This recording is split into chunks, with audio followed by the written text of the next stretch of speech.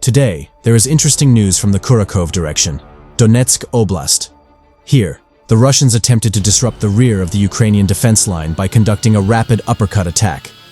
As it turned out, the Ukrainians were already expecting it, annihilating the Russian vanguard and leaving hundreds of dead Russians in the fields. In their continued push through the southwestern sector of Donetsk Oblast, Russian forces launched yet another costly and futile operation, this time aimed at capturing the village of Bahatir.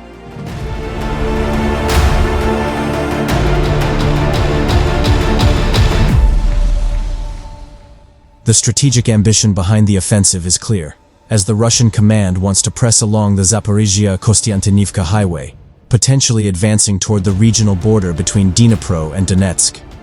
This objective offers no real operational or strategic value, but is driven by symbolic value and territorial optics, seizing more land to claim informational victories and extending the buffer zone around Donetsk city.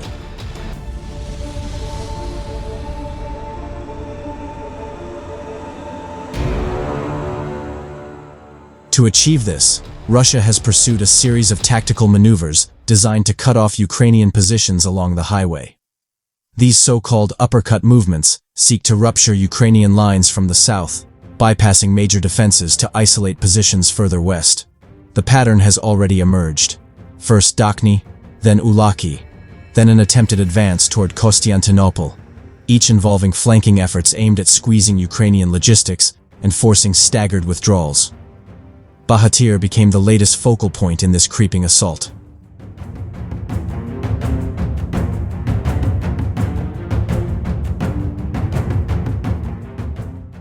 Operationally, Russia tries to storm Bahatir with a combination of motorcycle and quad bike rush tactics. These rapid assaults target the village's flanks and field roads, with the intent to infiltrate residential areas, occupy basements, and build up numbers to contest control. Tactically, this kind of assault depends on speed and shock, catching defenders off balance before reinforcements can respond.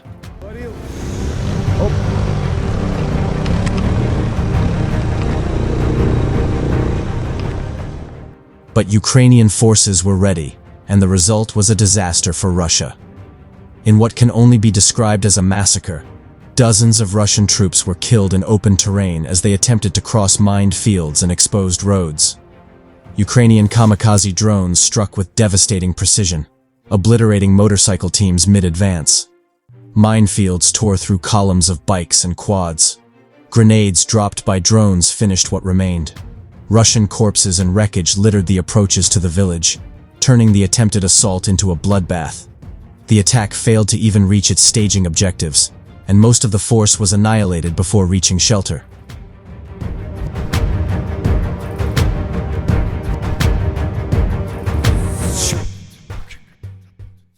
Some Russian soldiers did manage to infiltrate parts of Bahatir during night movements or under the cover of fire. When this happened, Ukrainian special forces launched immediate clearing operations.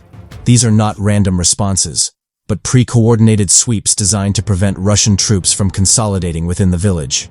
Ukrainian tactics here focus on denying the enemy the time or space to build up critical mass inside the settlement. If left unchecked, even small Russian infiltration units could become a foothold capable of drawing more forces and exerting rear pressure on Ukrainian lines to the north.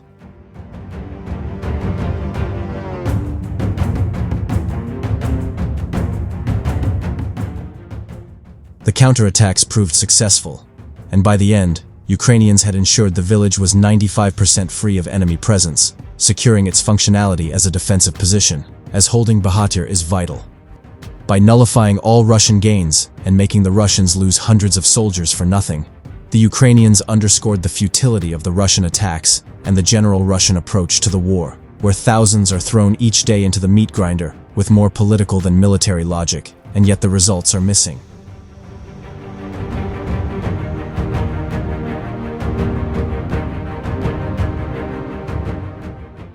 Overall, Russia's reckless assault on Bahatir achieved nothing but losses.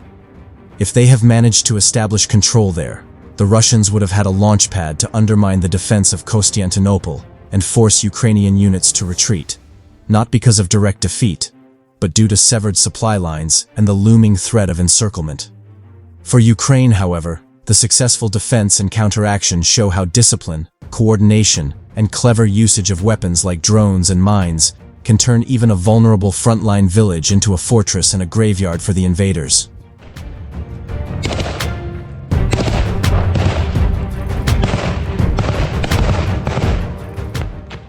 The Ukrainians are therefore forcing every surviving Russian soldier to be on a constant run in hopes of finding a trench or dugout to save their lives, as stopping would lead to their immediate elimination.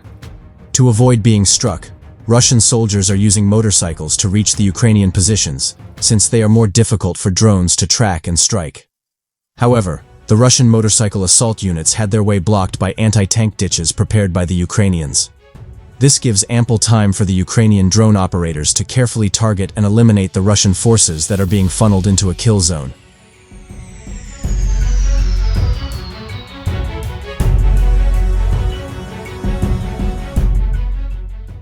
Overall, the Ukrainians maintain an effective defense to the south of Pokrovsk, fending off against numerically superior Russian units and forcing them into brutal grinding assaults with no cover to shield them.